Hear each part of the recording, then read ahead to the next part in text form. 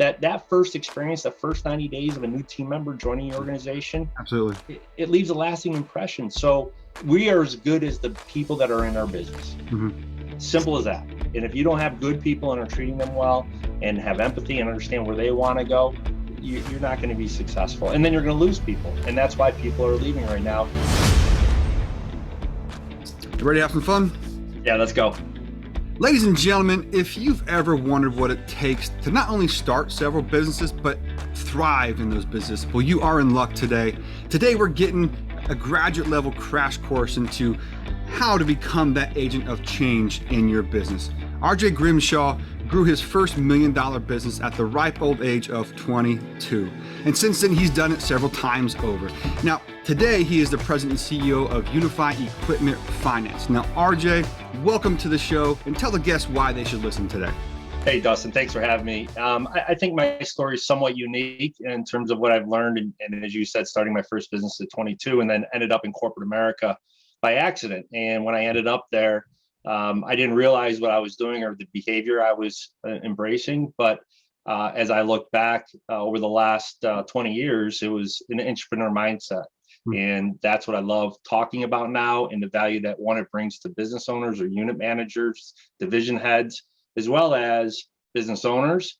And then the person that maybe wants to go start their own business, but realizes the capital outlay or things of that nature, and they can plug themselves within an organization as an entrepreneur and really bring value to the organization as well as the person. And that's what I've done in corporate America. I just took that mindset. So that's what we're going to talk about. And hopefully there's a couple nuggets that your audience can take away from this. Awesome.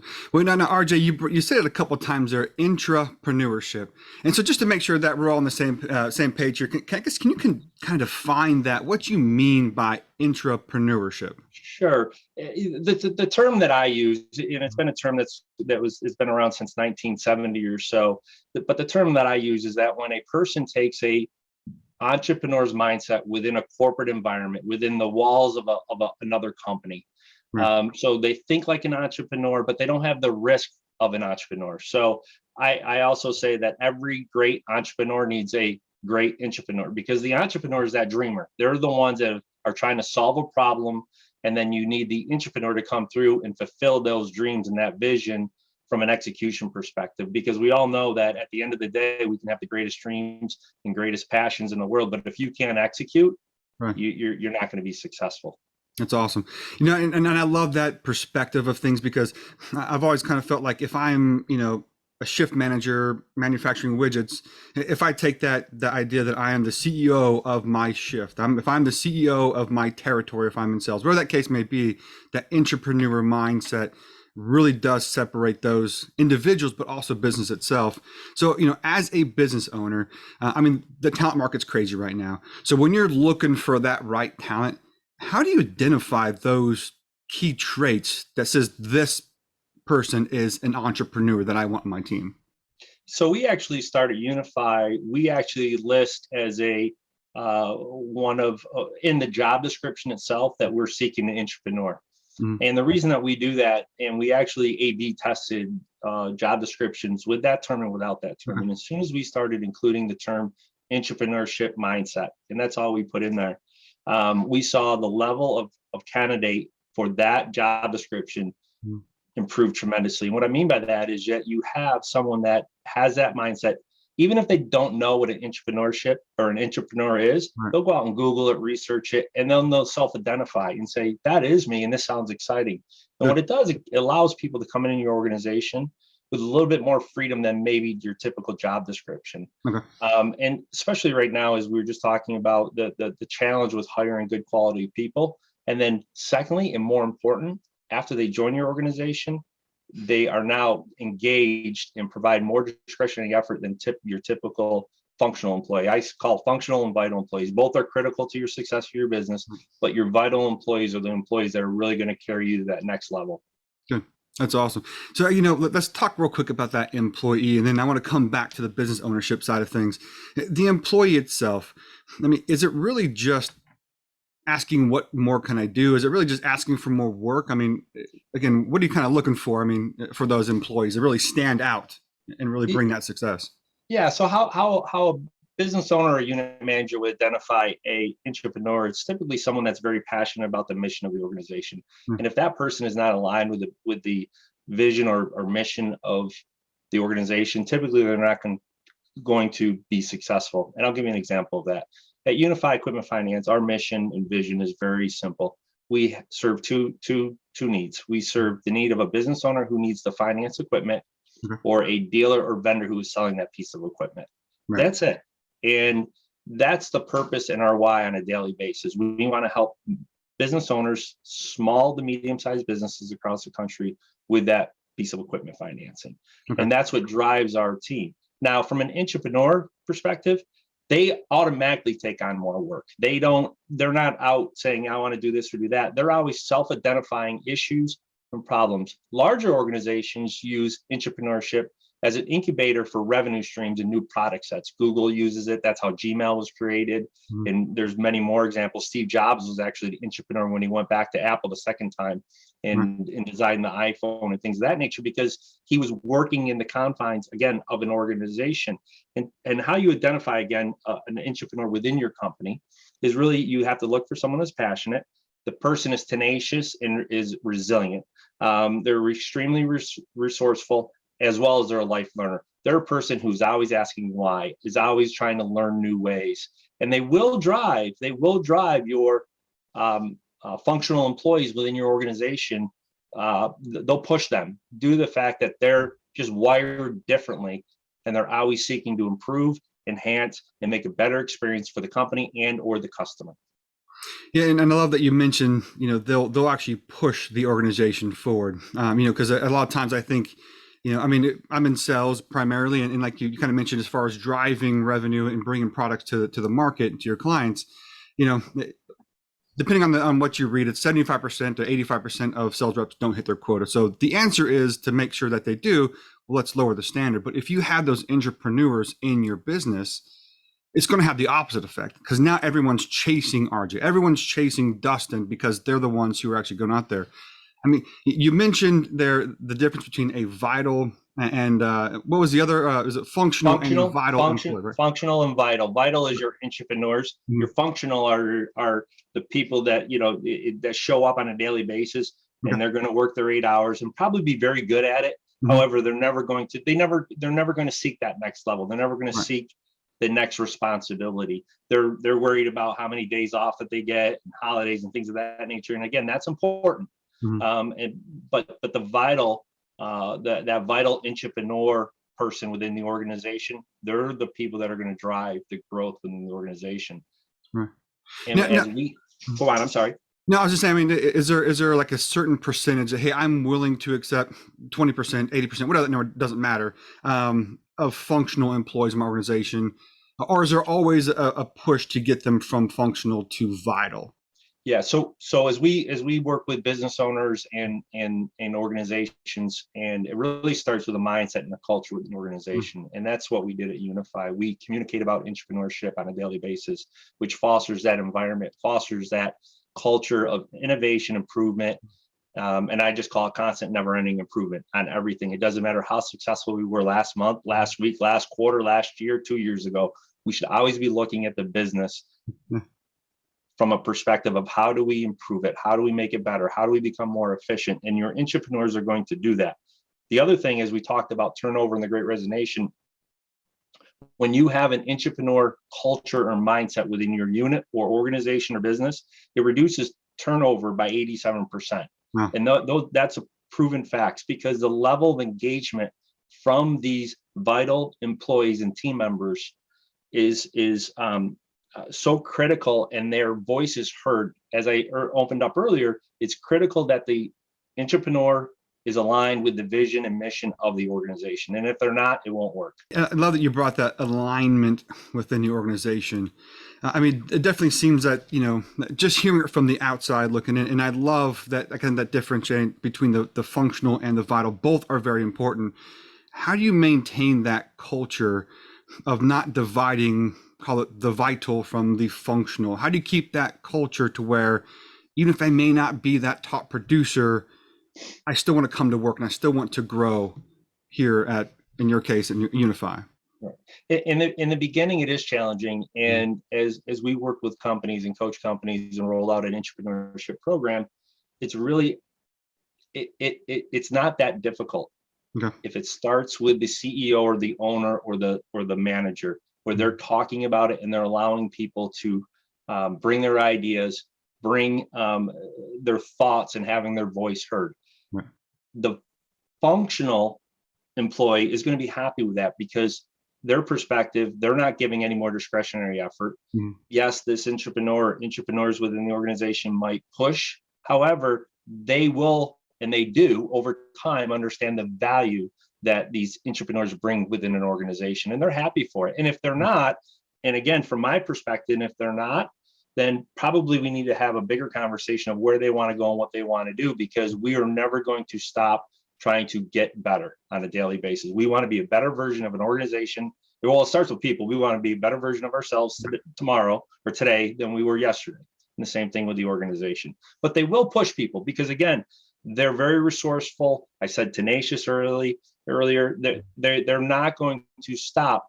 And as long as they have the support of the managers or the management team or the CEO or the business owner, then they're going to keep pressing forward. The last thing you want to do is put out that flame, because as soon as you put that flame out, the level of engagement, the discretionary effort, everything goes down and stops working.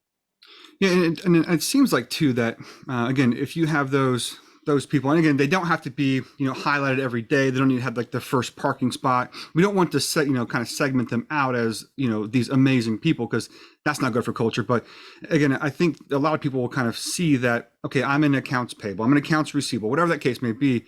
You can still be a vital member of that organization, even if it's not the sexy sales job and whatever. I mean, is that kind of right? I mean, you can really have those vital employees everywhere. Yeah, well, remember, we want the functional to be the 80%. It's just like in your sales team. Any good sales manager is going to look at their sales team from a revenue perspective, and 80% of their sales and revenue is going to come from 20% of their sales team. So it's the same way as you look at the overall organization, just not from sales.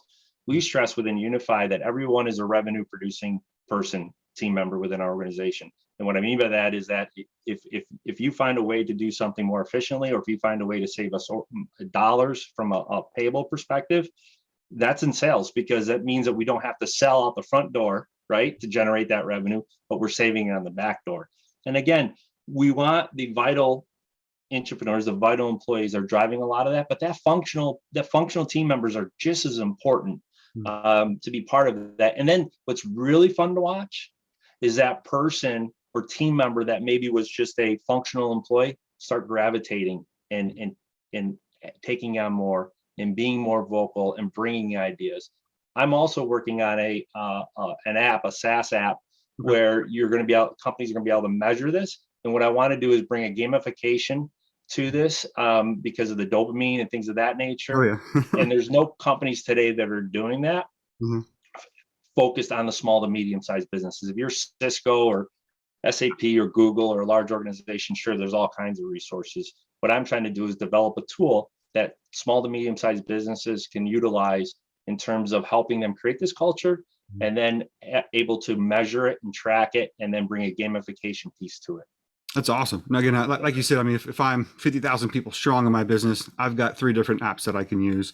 But if I've got 10, 15, 20 people, those resources are just a lot of times out of reach. They're too much. I completely agree. And that's why I love, the definition of small to medium-sized businesses depends who you ask, of course, what their answer is. But we like to focus on that 10 to 100 employee company. When you start getting over 50, you're probably more middle market. Depends what they do, of course. But I think as the company gets smaller, it's more important, or it's actually vital that the owner has this culture, because you already have limited resources. Everyone's already pulling their weight. And as you're out seeking new team members to join, as we talked about earlier, adding that entrepreneurship to a job description mindset, you're going to bring someone into your organization that's already walking in, understanding that they're going to give more discretionary effort, and they want that. And they're going to drive that your company and assist you forward. That's great. Well, I definitely do look forward to getting some updates about that app because it does sound pretty awesome. I do want to kind of pivot real quick. I know one of the things that you have on your website is this able leadership, this able growth. Can you kind of walk us through that framework and that system? Sure. Really, what it is, it's a system that we built in terms of helping companies really design and grow their organization. So it's just an acronym that we use in terms of analyze, blueprint, leverage, execute, and those are our four cores within ABLE. And we stay to that in terms of the first thing we do is we come into a company and try and we ask a lot of questions. We try and peel away the onion, and again, not from a critiquing good or bad perspective. However, in order to bring that company forward, and usually it's a company that either has hit a plateau and they're not growing any longer. Maybe they're having employee turnover. Maybe they're shrinking margins, whatever. But we come in and analyze that with a tool. Gotcha. And then at that point, we're going to build out a blueprint in terms of helping the business owner take small baby steps where they can build momentum. Then you're going to leverage those systems we've put in place and then execute. So it's a real simple process. And if you stay true to that, you're going to see great returns. That's awesome. So now when you're working with business like that, and I'm sure that you are really incorporate this into your daily routine there at Unifi. I mean, do you feel that there is, because any time that change happens, whether it's good or bad, there's going to be some roadblocks and some obstacles. Do you feel like there is maybe not so much from a P&L, from a, statistical side of things, but mainly from the change management, the people side of things? I mean, how do organizations deal with that when you kind of are rolling through the process? Here's the blueprint, we're going to leverage, now execute. Where do you feel like a lot of those processes kind of break down? A lot of it, that's a great question. It's a loaded question because there's never any two situations differently. Absolutely. But I would say that the largest one is that typically, unfortunately, the business owner is probably burnt out. They've been working long hours. They put a lot of time, sweat, effort into the organization. And I use this as an example. It's very similar to when you walk into someone's house. You pick up different things because you're not sensitive to seeing it every single day. The business owner who's in that business every day, when we walk in, it's very evident certain things that we can do right away to help improve the business. But they're so burnt out and they've seen the same things over and over again. And then more importantly, their belief system is probably deteriorated where it's a confidence challenge and things of that nature. That's the biggest one. And then the second one is probably so many organizations do not have mapped out their operating procedures. There's no documentation, which takes work. It takes work to do that. However, if you start, and now with Google Docs and things, it's really easy to be able to track those things, document them, and then you have those in place as you go through the business. And we actually help businesses with that because every part right from sales, which is the lead, right to the customer journey, customer experience. We talk to our clients in terms of employee onboarding, which is so important right now, which I'm sure you understand in the role that you're in, that first experience, the first 90 days of a new team member joining your organization. Absolutely. It leaves a lasting impression. So let's have that we are as good as the people that are in our business.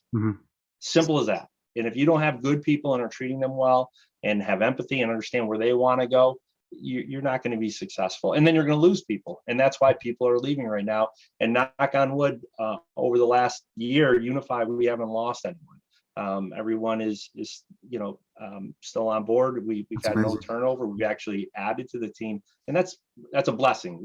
I'm fortunate with that. But again, it goes back to the entrepreneur mindset because the energy levels increase, morale's elevated, people's voices are heard, and if someone does want to go somewhere else, we'll help them get there. And if they want to go to a larger company, because we are fairly small, I'll say, just keep in mind, that's great. I've worked for large companies. However, your voice will not be heard typically.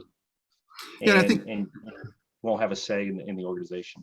Yeah, I think kind of going back to the point you made earlier, especially like going back to, that kind of SaaS app that you're kind of developing now. If I'm a smaller company, my voice, number one, could be heard a lot more, but it's more impactful because if I lose 10% of my revenue and I'm a small business, that may be a person's salary. If I lose 10% of my stock price because I'm Google, that's fine. I'll get it back next month and I'm going to hire 30 more people with it, So I think a lot of times, when those small organizations, that is really where you see a lot of impact. But just real quick, I did want to kind of dive into Unifi, because I mean, having a chance to kind of really look and see the things that you're doing some amazing things, not just for the local region, not just for the niche, but for the nation as a whole. Can you walk us through just the great things that you're doing there at Unifi? Well, we've been in business since 1978, and I'm fortunate enough to be the second president for the organization.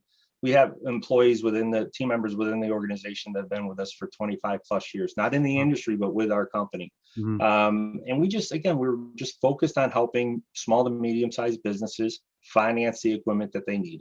And then we just ensure that we take good care of them. We answer the phone when phone calls come in. We try to break down all the friction, and we're a good Midwestern company that does business nationally.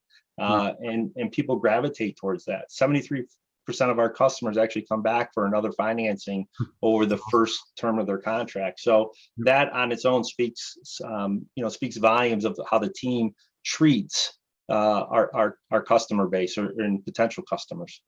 Yeah, and like you said, I mean, you take care of your employees; they'll take care of the clients. And the fact that especially over the past year and a half, 2 years now, the fact that you've actually added employees, because I think that speaks volume to not just the culture that you have internally there. So thank you so much for the good work you're doing there, RJ, but also the culture you have of taking care of your clients. What type of equipment do you mainly provide?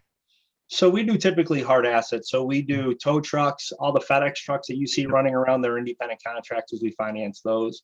We have great relationships in the CNC and woodworking market as well. We do a lot of small construction equipment, but really anything that you can stub your toe on, we're willing to finance. We'll do new or used. Typically, we do more used equipment, especially right now with the supply chain issues. Yep. People are buying more used equipment just because they can't, the availability for new equipment isn't there. And then we also support Southeast Michigan in terms of just helping companies within our local neighborhoods here in Ann Arbor, Michigan, and Birmingham, and things of that nature. So it's, again, we're very defined on who we are, what we do, what we're good at, and what we're not good at. And it takes time and process. And 1 year, probably 6 years ago, our word of the year, we all read the one word book, and my word for the year was no, because what I was trying to do is become very fine-tuned on who we were.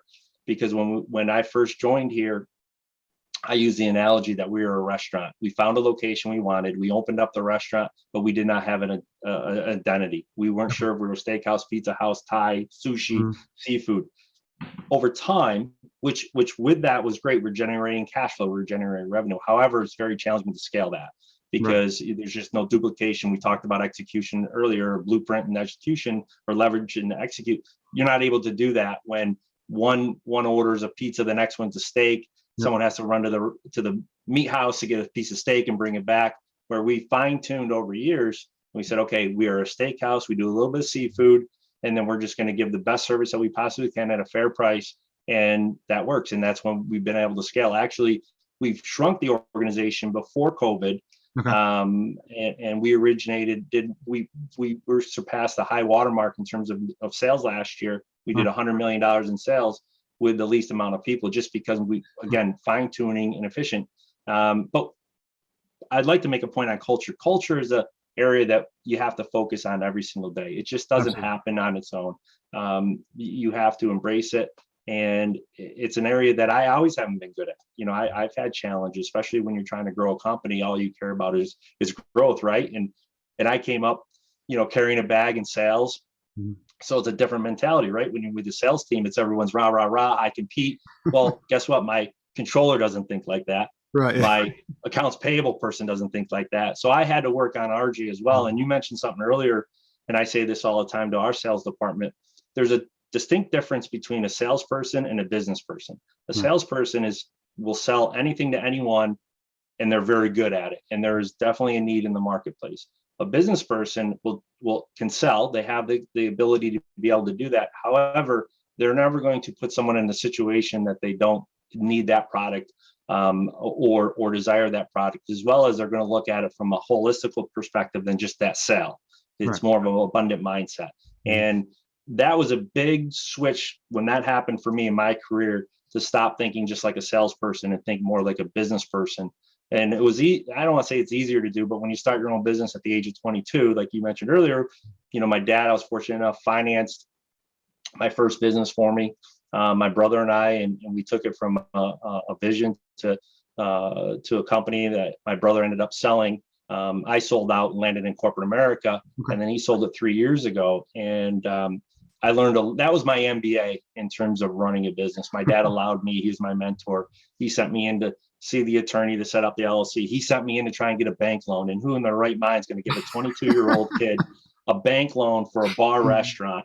Okay. Yeah. So I learned on the job training, and it was all by design from my dad. And I feel very, very fortunate and blessed to be able to have that experience of learning right from him.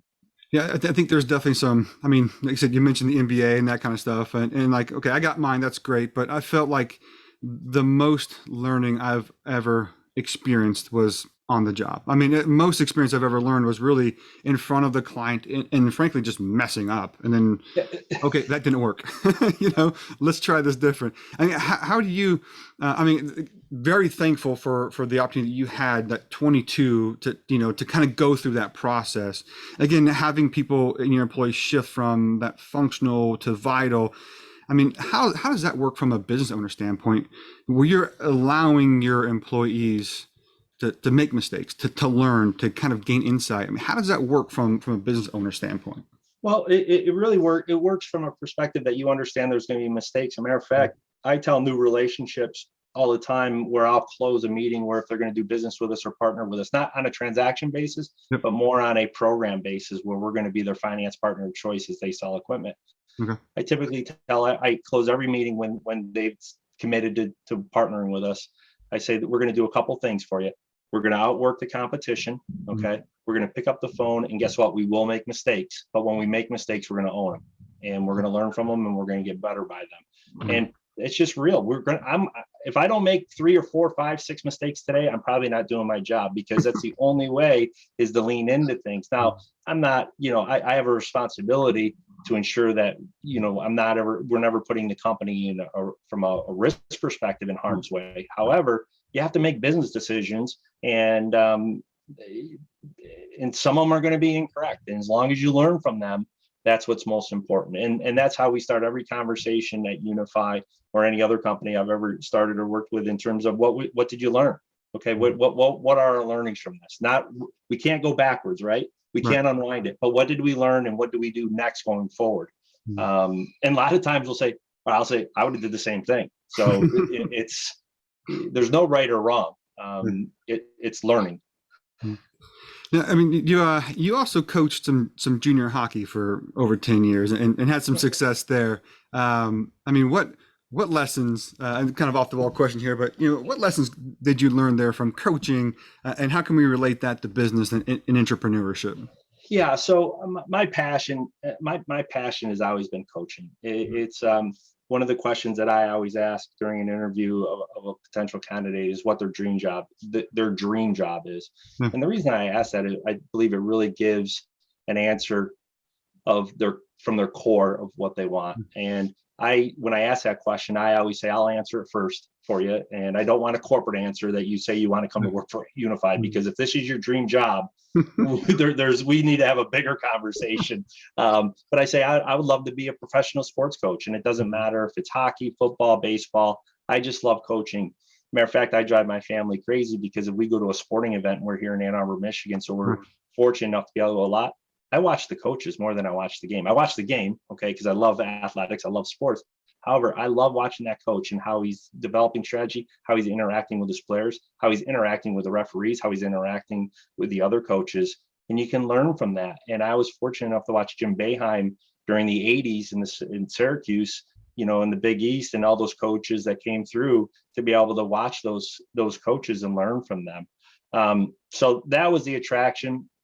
Also, back to my dad coached Little League for 20 plus years, and I saw it in him, and it was just a natural fit. So the hockey piece of it, I played hockey growing up, and then I wasn't sure if I'd get our boys into it or not, and then ultimately we did. And it actually just started, as a dad. Hey, you played, we don't have any coaches you want to coach, and like anything I do, I get in, and I'm just seeking to get better, and improve. And I miss it. I am fortunate. My oldest son now is actually an assistant coach. So he's kind of following in my footsteps at the local high school. He's done that for 3 years. My younger son is playing Division III hockey right now in Oswego State, which is nationally ranked in the top 15 of Division III hockey teams. And his aspirations after he plans on, after graduating, going to Europe, he wants to come back and open up a hockey academy. So it just kind of falls into bloodlines and things of that nature. And the parallel between coaching and business and life, they all run parallel. So it's the same thing. And I love hiring athletes within Unifi. You know, they understand teamwork, discipline, how to compete, how to sacrifice, things of that nature. So, but yeah, coaching sports is, and the most gratifying piece of it is, now I'm getting older, is seeing players that I coach now are getting married, having their first children, and they're, you know, we stay in touch with social media, or they're in the stock market, and hey, coach, what do you think about this stock? Or hey, coach, will you give me a LinkedIn, you know, recommendation? So those are the things that really, you know, why I do it. It's just teaching and coaching.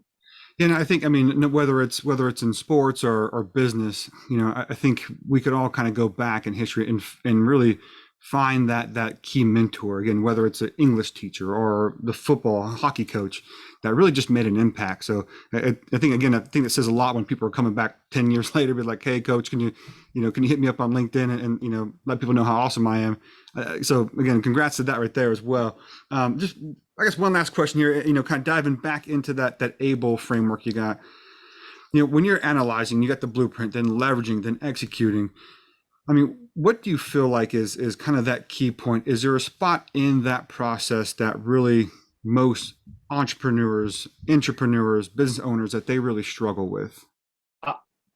Well, I would take ownership of the ABLE piece, and it's important for us to be able to analyze, because the last thing we want to do is go in, analyze, and miss the mark for an organization. So we're very slow and very deliberate with we start before we go in with questionnaires and things of that nature, where it's not overbearing to the business owner.